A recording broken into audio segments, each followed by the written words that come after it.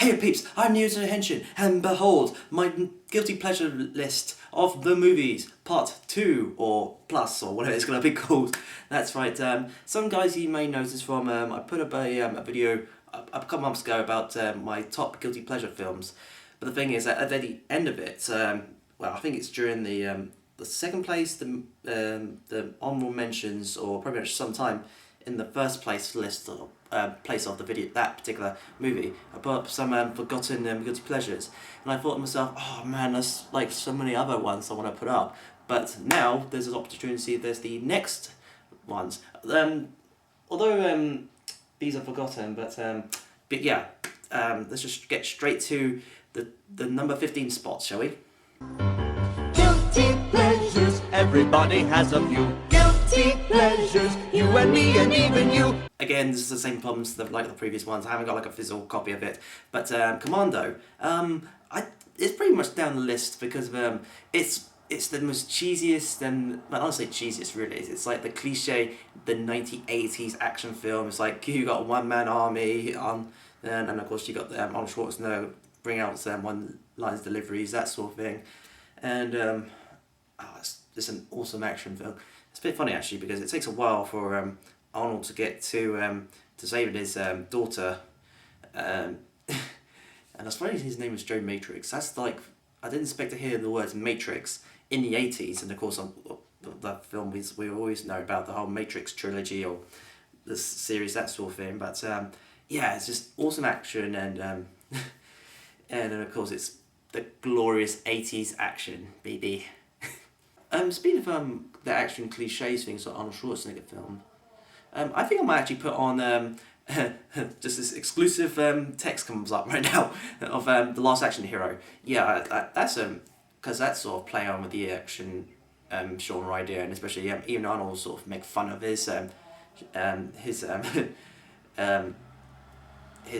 usual tropes in his action thing. But yeah, it's actually interesting. That's funny. It's like one of my childhood dreams is actually going into a cinema world, but I don't imagine it'll be something like Large Action Hero. But then again, who else?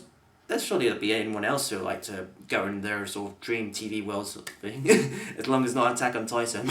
Believe me, not yeah, it should be cool, like jumping around buildings and whatnot. But yeah, you still be eaten by a freaking titan, you know what I mean? But yeah, Commando, Last Action Hero, awesome action films by the great man Arnold Schwarzenegger himself. Guilty pleasures contradict your sense of taste. Guilty pleasures, they can only be embraced. That's right. Next is Versus. The this is freaking awesome. It's pretty much low on the guilty pleasure list. The reason it's guilty pleasure because it's hasn't got much of a story sort of thing, but no, the action in this film is freaking awesome. And surprisingly, it stars what's it? I don't know what's his name, but there's a certain actor in this. I'll put his name here down below. You might recognise him from a certain series from, I hope I get the series right, from Hibiki, and well known from Kiva as the, oh god, I forgot his name. Here's his name, but he is awesome at playing that character. And he's also appeared on, he's on Goro. I don't know if he was in a flashback or was he in definitely he was one of the teachers, I know that, and he also does the provider the voice on Ninja. He was the I don't know the name of their comrades, but the one thing about him I actually didn't notice is that he also does the voice of Zebra on Toroki, or that you know, the food Dragon Ball one. But yeah, this one, awesome action, awesome choreography, that sort of thing, and it's got cool of gunplay, zombies, very minimum of magic, very little of it. And the one thing that's really funny about seeing this is that I thought this whole film was actually going to involve the past, the future, and the present, or sorry, I've got the wrong way around. The past, the present, and the future into the present sort of thing. But no, it's basically just the first couple of minutes will be something involving the past, then most majority is in the present, and then on the future that's like the last couple more minutes. But no, it's a real shame. But yeah, And it's funny thing about this same director who done the Godzilla Final Wars. I still need to watch that because of then again I got a whole full list of Godzilla films to watch. So yeah, if you like martial art films, over the top action, and just some bizarreness into this as well. But yeah, give this a watch. Guilty pleasures contradict your sense of taste. Guilty pleasures, they can only be embraced. Dick Tracy. Now the thing is, I obviously haven't read the classic comics of them, but for Dick Tracy, I like the style, I like the colour and that sort of thing. It's although the villains, especially like Al Pacino's, I've forgotten his name, but yeah, he's obviously enjoying the last of it. I didn't actually notice that was starring Madonna as well. Madonna, sorry. What else is there? Yeah, the villains' features are very awkward. But gotta see tops of the makeup job on those, but no, I can't. It's that classic pulp comics, and it's pretty cool when Dick Tracy has that communicator. It sort of reminds me like the wrist communicator from Power Rangers. I obviously know that from, and also it playing the charms of the classic 90s 20s style gangster sort of thing. And that's one thing I really do like, the old 1920s. I think because I've seen Bugs Live Alone, the children musical film, the old the splat guns, the old pancake machine guns. No, I just like the old fashioned. It's like that film was sort of class, and it's much more colourful, and it's got some dark elements into it as well. But yeah, be enjoyable. Guilty pleasures contradict your sense of taste. Guilty pleasures, they can only be embraced. Twister. That's funny because I've seen that film so many times, and it's funny because I remember watching the Nostalgia Critic of review of Twister, but I thought it's not that bad, the film. I don't know, but then again, no, it was just, the whole tornado makes a roar sort of thing. Well, that is the wind. Well, no, I'm not making more menacing, that sort of thing. But no, it's the whole idea of that guilty pleasure is that it's I don't know, some iffy parts to it, but especially like of course the flying cow. That's funny. Speaking of flying cow, I obviously went on the ride on I wouldn't say it's a ride, it's more like an experience. It was in Orlando's Universal Studios, and we were like all standing on that stage, and we see like a backdraft of it, like some sort of screening, and we'll see like the whole set's like distracted, and you see like a mechanized style makeshift tornado. No, you obviously see the wind that's turning, and obviously you feel like the rumble, and of course at the end of things like drop sort of thing. So yeah, but for the twist of the film, if I get to it, no, it's I don't know, I haven't seen Twister in a long time, but yeah, it's just it's funny because even the spoilers for this one, for the end shots when the two have been hooked up onto the pipe that's of course it's being digged right to the ground, and it's like elevated and straight into the seeing the Eye of the Storm. But I'm thinking, would the Eye of the Storm be like absolute destructive and they will be ripped apart sort of thing? But I don't know, movie logic, that sort of thing. But yeah, if you like natural disasters, give it a shot. Guilty pleasures contradict your sense of taste. Guilty pleasures, they can only be embraced. The Quest. Now this is an interesting one. I think this is the only Jean-Claude Van Damme film I have. I should get more of his, but there's definitely one other one, but I'll talk about later on. But this one is an interesting one. There's been the live action film of Tekken, which sadly is not. It's. But I wouldn't say it's strike home about it. But this is a good example of what Tekken should have actually been like. But one reason that it's on the list, because one, it's Jean-Claude Van Damme, and the funniest thing is that in the beginning, when his character tells the story about how he is well skilled despite his age, and then you see him back in the time, and he was a clown in some sort of street performance, and then of course then later he goes to his quest, the whole thing. He wasn't selected to be in the tournament, but however he was like washed up, and he'd been trained by judging from the picture, it looks like Taiwanese kickboxers. Well, that's of course that's Jean-Claude Van Damme's trademark style, his kickboxing style.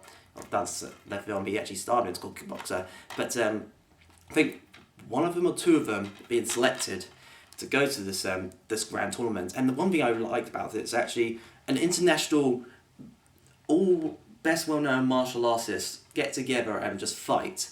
And it's one interesting scene is like the American boxer dude is sort of like noting out the one I think it was a Chinese dude or someone's doing like the classic martial art styles of like monkey, snake, crane, that sort of ones. It's funny because since I'm into martial arts as well, which I don't know if I might get into in a later video, because I like Jackie Chan films and there's some other films as well, but it's interesting actually trying to introduce Westerners into, despite this very minimum. And funny thing is, I noticed is that Roger Moore stars in this as well, which is odd, because you don't expect Jean-Claude Van Damme and Roger Moore to star in a film together sort of thing.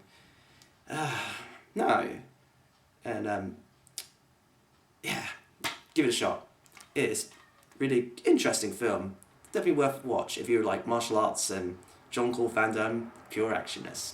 Guilty pleasures contradict your sense of taste. Guilty pleasures, they can only be embraced. Spawn. Now, the problem about this is that this is during the time of the dark age of films, and I forgot what year was it. Here's the pro. I know it's definitely in sometime in the 90s. I know that before the 2000, and I remember watching that film, and but it's a bit funny actually because that film doesn't look good when it's aged now, especially its special effects and especially the scenery of hell and especially the main creature. I know it begins an M. Again, funny, I'm gonna have a lot of title bring ups, but yeah, but the film itself, it's trying to be I don't know, it's just the editing is not great, but the only reason I like it because that's funny because during that time when I first watched it, I was trying to start to read the Spawn comics, but of course reading the Spawn comics, majority of the, I know it's done by Todd McFarlane, but the drawings, it's like Rob Liefeld style drawings, you know, that's bloody deformed people and the muscles and the guns and that sort of thing, but no, just that's funny because even Chapel actually made an appearance in Spawn in the comics and the animated short-lived TV series. Yeah, but the reason I like it, despite it has its flaws, it's definitely the dark hero, and it's got pretty. No, I think. No, it's got like wicked transformations from, and the one thing is the film lacks is what it did in the comics. The comics that he has like a lifespan of how much he had to use his powers, but of course they can't do that in the film adaptation. I don't know if I would give it a shot, but whether or not the supposed remade version of Spawn is going to happen, the R rating, if you don't know what I mean, since the whole popularity of Deadpool, even though there's been, say, Blade, and that sort of thing, but no, if the whole Spawn remake is going to happen, I hope it'd be better than that 90s version of it. Guilty pleasures contradict your sense of taste. Guilty pleasures, they can only be embraced. Titan AE, one of the few Don Bluth films I actually got. Funny because I remember watching this in the cinema and I really enjoyed it because it's of course space travel and whatnot. I think it was one of the biggest fears I had as a kid. I think this is some time of during the whole Earth destruction sorts of things, like you had Armageddon, Deep Impact, like the whole meteor destroying Earth. Because I had the fear of our lovely home planet being destroyed, sort of thing. But this one is takes up after destruction, very quick. But the alien designs look pretty awesome, despite their like really complete CGI sort of thing, and computerized. But the one thing I like the most about it is it's the classic hand-drawn animation, which I prefer. But of course it's we go with the times, that sort of thing. No, this is the missed opportunity sort of thing. And it's a bit funny actually because you got both 2D animation and 3D animation. It sort of reminded me like I mentioned in my previous guilty pleasure film about Treasure Planet, about the whole amalgamation between the 2D animation and 3D animation to come together, sort of thing. But this one is that's right, because I've just recently watched SF Debris review of this film, and surprisingly, that the main heroes, they're unlikable, a bit of a jerk sort of thing, and I know even some of the animation choices a bit. I know some of the characters' features sort of thing.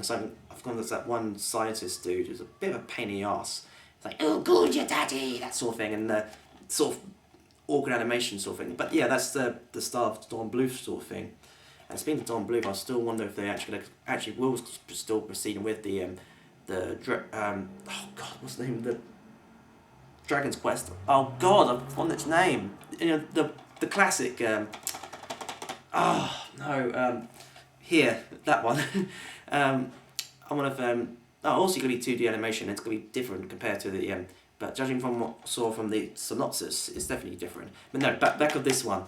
No, because although the music is not the greatest, but its space and its action, and the one thing I actually didn't notice as well is I think I watched the SF Debris one is this is Josh Whedon was involved with this, but the writing in this is not the greatest as well. So no, but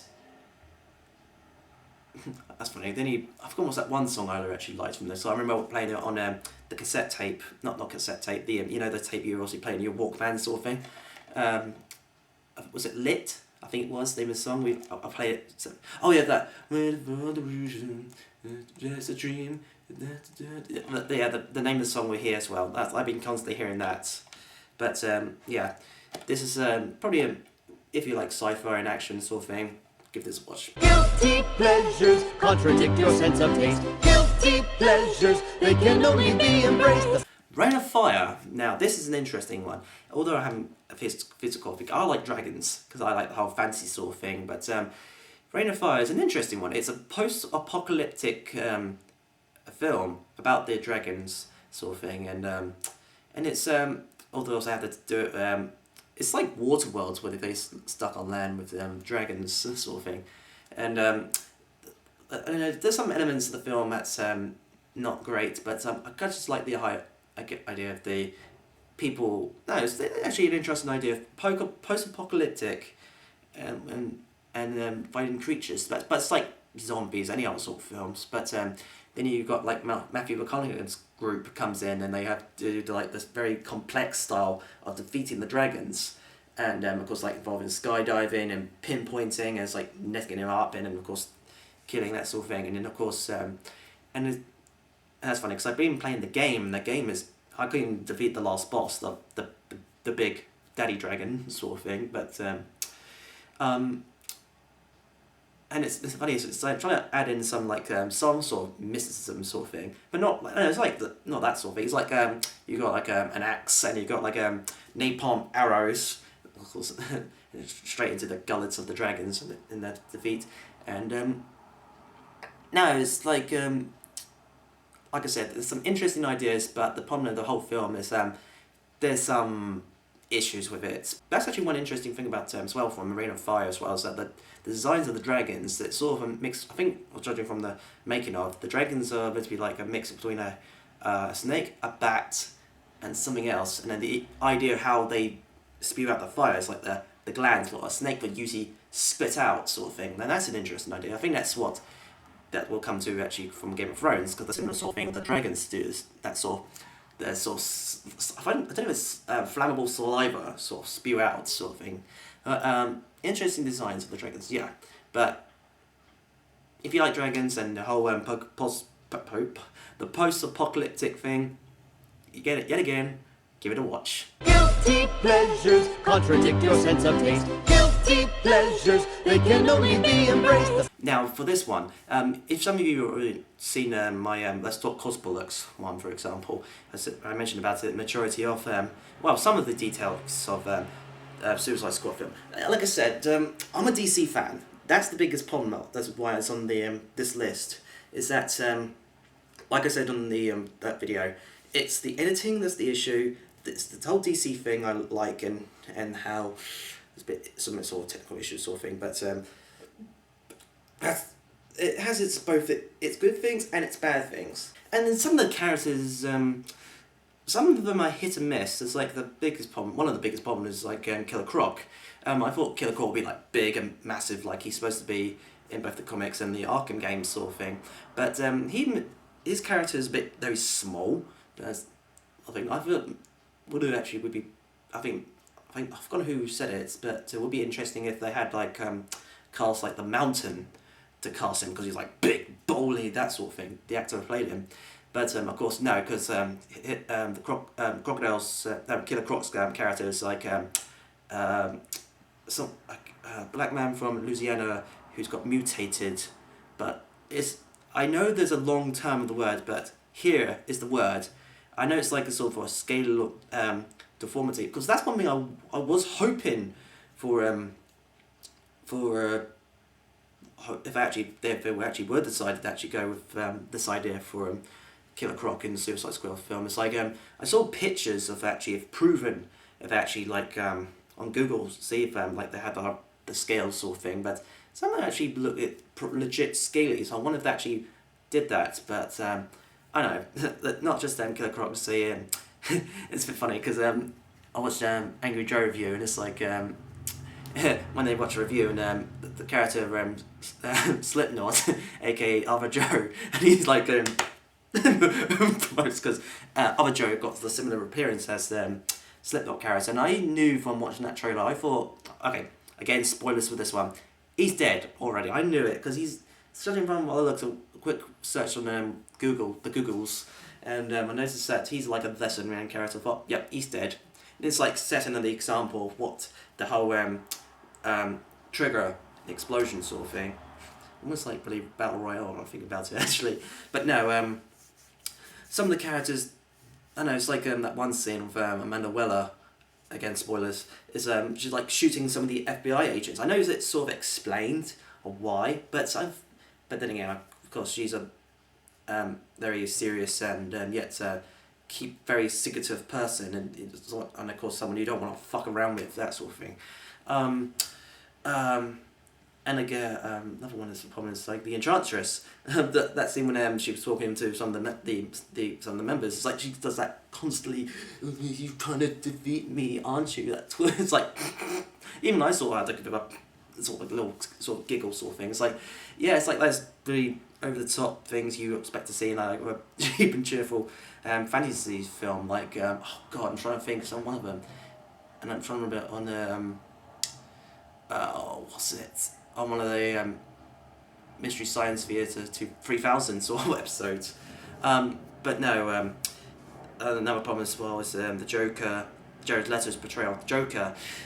He's not the Joker I wanted him to be. Obviously he's not be a far cry from Mark Hamill's and Heath Ledger's Joker sort of thing. But no, you give it a shot. But and of course Harley Quinn is yeah, she's good. Deadshot, Will Smith, of course he's good, yeah. Captain Boomerang, no, he's good, yeah. I know I could go from the rest of the characters, but yeah, it's a shame that at least, like I said in that Let's Talk Cosbollocks videos, that at least I enjoy this one more than Batman v Superman, and that's a real sad thing about it, really. But I don't know, I don't want to go rambling on about it, but if you're a DC fan and want to see some the villains or anti-heroes from the DCU fighting and be in action, despite the whole choppy editing, and of course, like I said, the whole shaky cam sort of thing, you know, like that, this, like, majority of the time is absolutely annoying. But if you were to stick up a bit, now I got to straighten it up again because I shaked it. See, that's the biggest problem when you sort these sort of things out. Yeah, if you can just see past from that, give it a watch. Guilty pleasures contradict your sense of taste. Guilty pleasures, they can only be embraced. We're back at Dinosaur's Tale. This has come from the peak of Jurassic Park. It's funny because it's done by Steven Spielberg was involved in this film as well. But judging from the animation, it does look like Don Bluth style animation. But judging from what I see here, I don't know whether or not this does stop by the same studio, but the reason this is up the list is because I like the idea about the scientists, how he sort of like created these dreams for giving wishes to the children, even though it's a bit silly that, of course, you've got the main dinosaur here who's originally fearing Tyrannosaurus Rex, but after giving it some sort of brain flakes or whatever it was, it came to this sort of cartoony, loving looking character. I know, it's silly, that's the reason why it's on this list.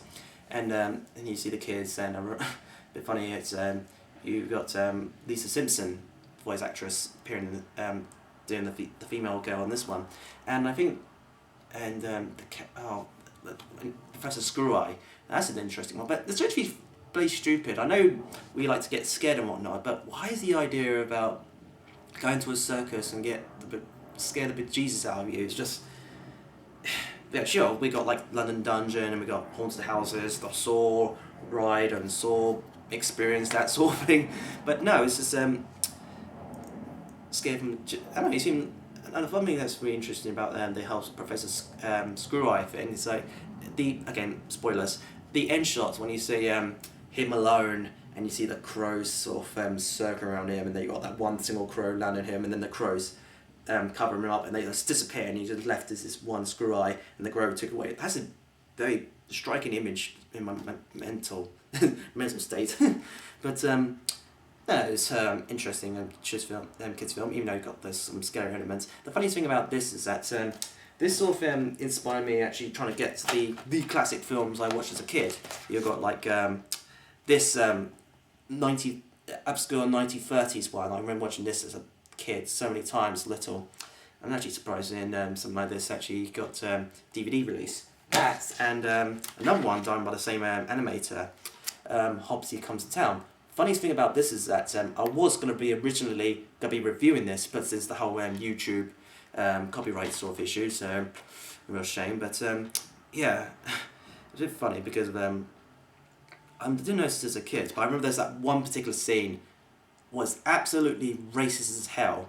And the funniest thing about that is that I look further up information about it. That this is like literally like days before the Pearl Harbor attack, and it's like, ooh, awkward. And this is another one very obscurely. This one here, this is a Yugoslavian animated film, and it's dubbed, lucky enough. But this one is very interesting. Yeah, I remember seeing this one as a kid so many times. The thing is that there's no proper UK release. I had to get this on eBay, and it's Region 1, I think it is. Yeah, Region 1. And it's funny, there is a sequel to this, but sadly that's not being seen the bright of day because of, I think, judging from what I've read on the information, it's featuring a dragon getting impaled by a sword, and that didn't saw the bright day. But this definitely struck me very well, because we've got like the artist who's painting the stuff, and it's like creative, and you got like the Cactus King. Very striking stuff and interesting sides of it. But then again, it's something I never expect. Got something from Yugoslavia.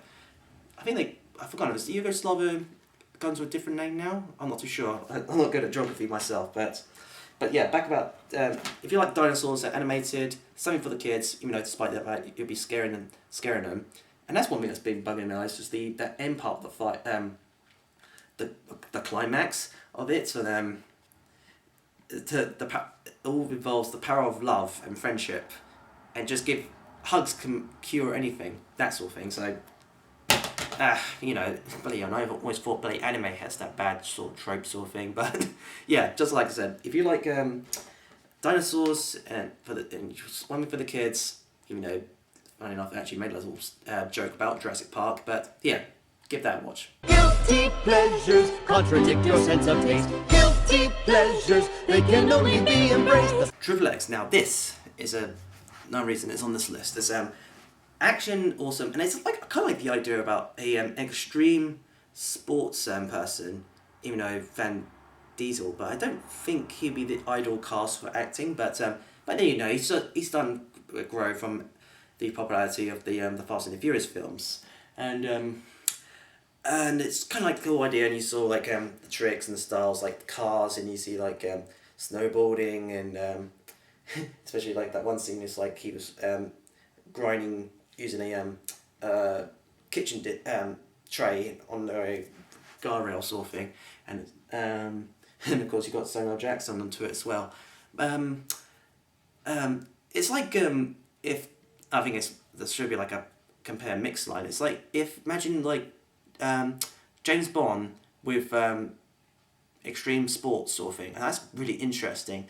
Um, so it's a bit odd actually because the second film, the main character died, and I think judging from the information I read, there could actually be a third film. I don't know whether or not it'll be seen that third film, but who knows. But yeah, if you like action films and extreme sports, go ahead.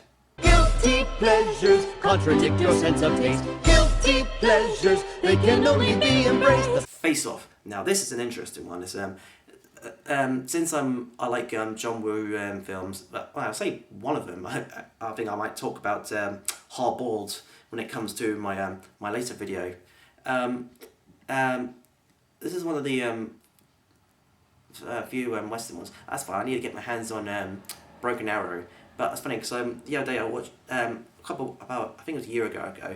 I watched Hard Target, which is an interesting film, but he's slow motion and the symbolism sort of thing. It's just going to be really over the top sort of thing.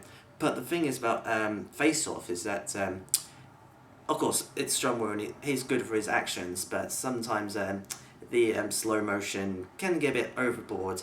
But there's something interesting about how just I know the whole thing's a bit silly, but now it's actually made possible actually having face transplants, that sort of thing, and surgery sort of thing. But this one sort of plays it more comic-y, I would say. Not comedic, but comic like it. It'd be, I think even like Doug on from Channel Awesome sort of mentioned like this would be ideal for a comic book. But the stuff I like about it is that the prison with the whole metal boots sort of thing.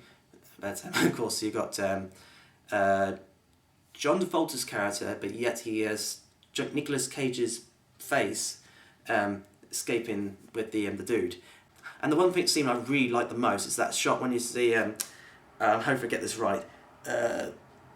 John Travolta's character is Nicolas Cage on one side, and you got Nicolas Cage as John Travolta's character on against this wall, and once they try to turn into the gun, try to shoot each other, you see a mirror like facing between the two of them, and I thought that is an interesting shot. And of course you got the rest of that action, and that's pretty awesome. But the one thing that's really pissing me off the most, and that's been bugging me for these years, is the whole face drop. It was like, okay, that's just really stupid. It's like even on at the end of the shot, and when the girl does that to the boy's face, and I thought, what the fuck are you doing? That sort of thing. It's like no one does that. So I don't know, just make it trying to get that connection. You know what I mean? But no, it's just yeah, it's the silly sort of things, and oh my goodness, even the beginning shots when you see Nicolas Cage just being over the top, he's like dancing around as a priest, and he's like, oh, this over expressive face sort of thing. God damn, I still need to watch some Nicolas Cage films. That's funny because I got Con Air. Con Air is a really good action film, and but yeah, and Face Off.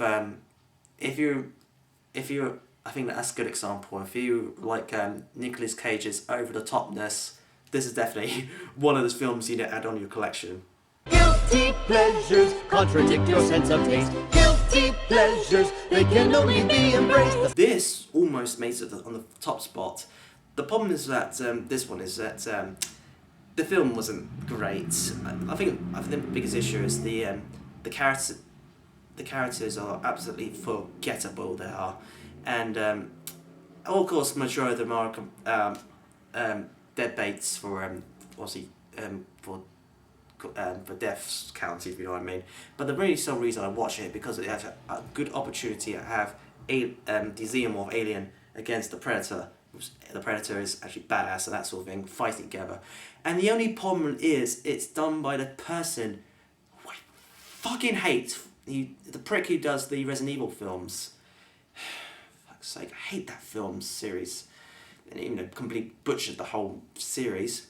So it got to 6 the film. But no, it's stupid, the whole Resident Evil films, and now this new film release, and thankfully it ends, even though it's ended like 5 years ago. But no, as I digress.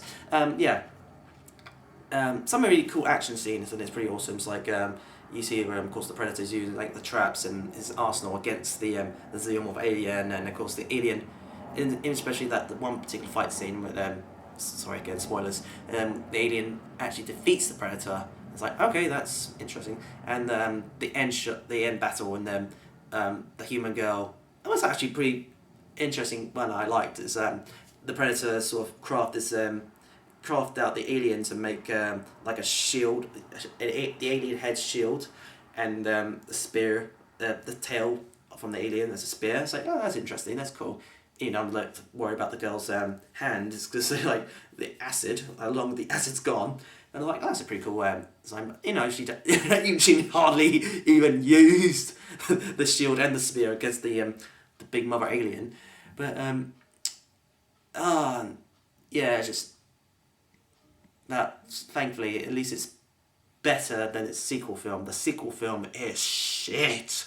It is awful, but just stick with this one if you are indeed. If you just watch this film just for the alien predators, or just the predator taking down the xenomorph aliens. Guilty pleasures contradict your sense of taste. Guilty pleasures, they can only be embraced. The funny thing about Street Fighter is that I'm not a Street Fighter fan, but although I think when I was a little kid, I remember watching it twice in the cinema. I think it's once or twice. No, I think it's once. I don't know, I'm not good at remembering back then. But oh my goodness, it's one of those film adaptations. It's like it's sort of falls off from how you do. I don't know. That's the big problem about these sort of film adaptations. It's like they don't obviously had to make it for the film, but of course you got like again another Jean-Claude Van Damme film. You got like his army, which ironically has Kylie Minogue, Gammy for some strange reason, and you got some of the. You got characters. You got Ryo, Ken, Bison, Sagat. Which, funny enough, Sagat. I think the guy, the bald guy with the eye patch. He's I didn't expect him to see him again on Mystery Men, which I actually enjoyed and liked, despite the three gruesome scenes. The actor who played Bison, who's freaking Gomez from Anna's Family. He was like that cheesy hamminess. It's just it's just awesome. And it's funny that create the whole meme of course, that sort of thing. and it's the one thing that's really awkward actually is the whole scene with Blanca, how his transformation, and I didn't know that the Indian guy was actually supposed to be Delsim, but no, it's it's a shame, because I was hoping for Blanca. No, he did some sort of fighting, but I also expected him to do like his trademark electricity attack sort of thing. No, you definitely see some of the characters. Oh no, I remember that's the one scene I love the most. It's the scene when everybody is at the camp, and I think there's like a truck coming down with full explosions, and you see like Ryo Ken and oh no, I forgot his name. Oh god, the Russian dude, Zangief, that's it. And it's like look at the truck and look at the TV, and he goes, "Quick, change the channel!" I'm like, that's good, that's funny. I'm like, that's definitely one of my favourite scenes of the whole film. The fighting's all right. It's a bit funny actually that there's a game that's there is a, I hope I get this right. There's the game series that's been adapted to film. That's the film adaptation that's actually based on the game that's from the Sega Saturn. That's just like mind blowing. But funny, I haven't played even I don't know. I haven't got a Sega Saturn, so no. It's just like I don't know if that's like one of the, I could say the bad thing, but it's like one of the better film adaptations I've seen from a video game, but like nowadays, like film adaptations from games is absolute crap, and it's just like failing poorly. Same goes like the different anime and comics and so forth. But yeah, if you like, if you are indeed like a well, I definitely would say this is definitely better than that Chun-Li film. Oh god, I only seen little bits and bobs of that film, and it looks terrible. But at least this one actually is much more enjoyable. It's funny because that's got, I don't know, because I enjoyed Mortal Kombat as well, the live action film, and that's good, even though the second film was absolute shit.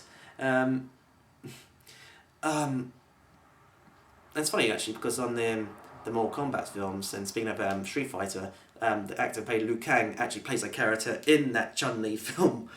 I've forgotten his name. He's definitely one of the first characters in. Obviously, he's also appearing in the later Street Fighter films.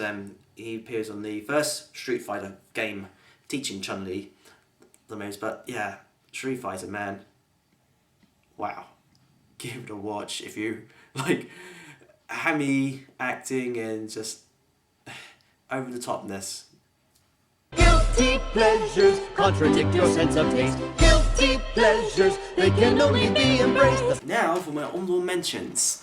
Now the first things first, I think I might get this one out of the way.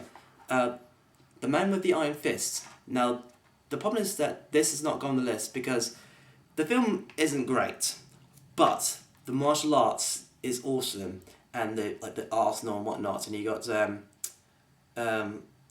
RZA kicking ass with his pretty good awesome course, and you got funny ago originally. I don't know. It's just some of these characters that makes no sense. It's, you got like Russell Crowe, and you got Lucy Liu. Well, of course, it's a bit funny actually because the big top list says Quentin Tarantino presents, and of course it's got his name through, but of course you got by Lucy Liu. No, some of them. The Arsenal in this is actually pretty awesome, and it's it's a bit funny because when I bought this DVD at the once was Virgin store, the guy on the counter says, "Oh, the guy who's appearing in this, Barbista, yeah, Barbista from WWE, he's going to appear in Guardian of the Galaxy," and I thought, "Oh, that's okay, good." So I got this, and but yeah, the film isn't great. I think the villains are absolutely weak as hell, but I like the I think it's like there's two fighters. They have like yin yang blades, and like they join the swords together and they make like kick ass attacks. Awesome weapons they have, but Russell Crowe's character is pointless. Really, he's just like there, just hanging around, and then in the end, it's like they killed one of the villains, and it's a bit funny that one of the villains is the guy who's actually played Ryu from the Street Fighter film. But the one thing, I think this is yet another the last 20-minute films counts, because oh my goodness, when the RZA fights against Baptista, that when he finishing off the blow, and it's like holy shit, it's like something from an anime. It's like wow, it's so cool. And then I realised there is a sequel to this, and the sequel isn't. It's your cheap and cheerful. It's funny. The sequel, it's less budget, and it's definitely a straight to DVD release. Yeah, it's funny enough. This has a very limited cinema release, and I know why it had a limited cinema release. But if you like, oh man, I like saying that a lot. But if you like action, again like martial arts, yeah, it's funny. It's even like played up like a. The classic, especially its ending, it's like your classic martial arts 1970s style sort of endings, which I'll talk about in the later video again. And the next one is I'll talk about Little Rascals. That's funny because I haven't got the Sandlot kids. Sandlot kids? Yeah, they're the kids with the baseball. But this one, it's got little soft spots in my heart. It's cute, it's innocent sort of thing, and it's. Yeah, I know that it's kids actors, but it's just. But no, these kids are just so adorable, and definitely it's a bit funny actually because the girl, she sort of remind me like my second niece Kira. That's the odd thing about it. No, it's just cute, adorable. It's definitely something for the kids. And there's something actually really odd about it, is that the cameos in this, you got like Mel Brooks and you got Whoopi Goldberg and I forgot who other characters, but the one that really caught me by surprise when I watched it just like a couple months ago is freaking Donald Trump is in this. Yes, Donald Trump makes the cameo in this. This is absolutely bonkers. But yeah, perfect fun for the kids. Guilty pleasures, surely even you have some guilty pleasures. Love them even though they're dumb. I think I get it. Now, Wild Wild West. I'm going to be a complete sucker about this actually because it's yet another steampunk sort of thing, and I guess I've got a little soft spot for steampunk. That's funny. Speaking of steampunk, is I think this is almost like a downgrade from that film I watched. What's it called? Frankenlin. Frankenlin was interesting for its steampunk parts. Like the rest of that, the whole present drama sort of thing is unwanted. I think that's another problem about Franklin is that the steampunk action is actually much more enjoyable, and I think surely there's got to be like an edit or someone on the internet. It's like the scenery and the architecture is actually amazing. But the thing, okay, about Wild Wild West is that when I watched it in the cinema, I did not like it at all.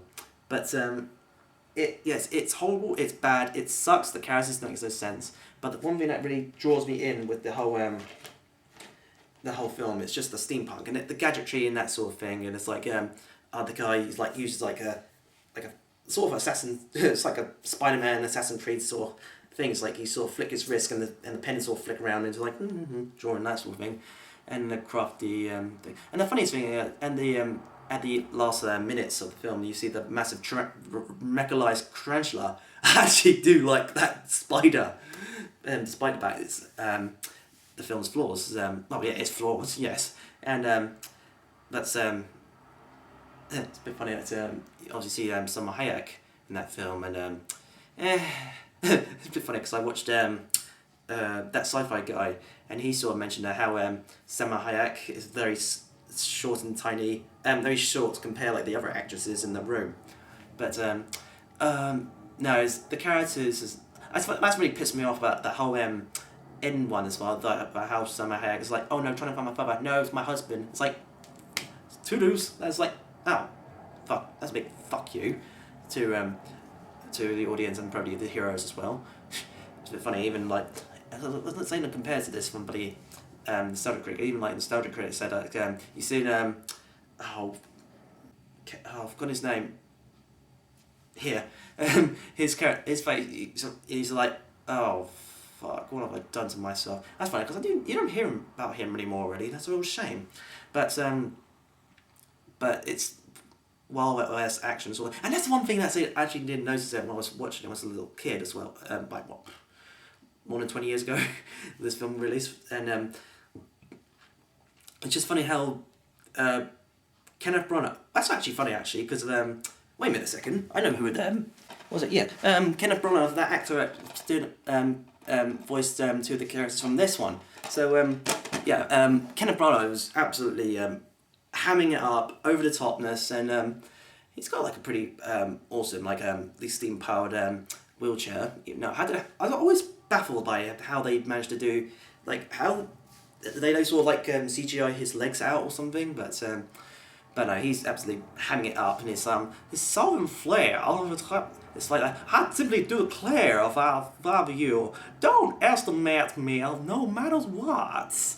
That's sort of Caroline. I don't know what accent is it. I know it's from the south. I know that because him and the rest of the oh no, I keep on getting the names mixed up. The Confederacy. I think that well. Yeah.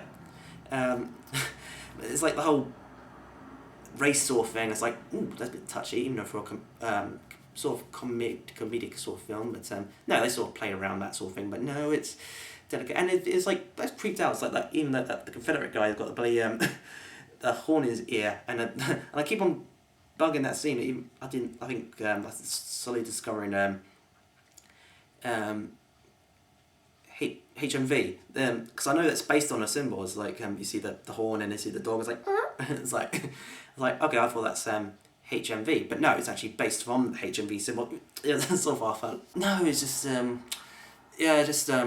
sucker about it. It's funny because I haven't seen the TV series of it, but I'm going to imagine be watching it. But after this film, but I was imagining the film be completely different, even though I think showed little clippets of it and very minimum budget on that one as well. But no, it's just it's. I think that's another reason why it's on the list. Is just all the flaws, but there's some great things. I think all in all about the whole guilty pleasure things is that even though the films has so much flaws, but as long as you enjoy yourselves, then again I could put the Tommy Wiseau's The Room up for its guilty pleasure, but I think for that one the biggest problem is that it's tended to be a black it's intended to be a black comedy sort of thing, but no, you can just laugh out loud. It's like that sort of thing, for example. It's like you just laugh at its flaws sort of thing, but no, but all in all, just enjoy the cinema, and despite that's a lot, because some of the films, even though I just like do work or whatnot, just like play in the background and just sort of like, oh, just watch this while doing your work or just entertain yourself. That's what the whole thing is. Just enjoy life. I don't know why I end up doing this whole speech sort of thing in the end, but I don't know, it's just that sort of thing. But well, thankfully I don't have to worry about any more guilty pleasures. I think that's all I can think of. I know there's like, but I don't know, maybe might be more in the future for later films, which I highly doubt it. But no, like I said, enjoy whether you like that sort of thing, and see if you may like it or not, but who knows. Yeah, I think that's pretty much it. So thank you much guys for watching, and I hope you see you next time. Ta-ra.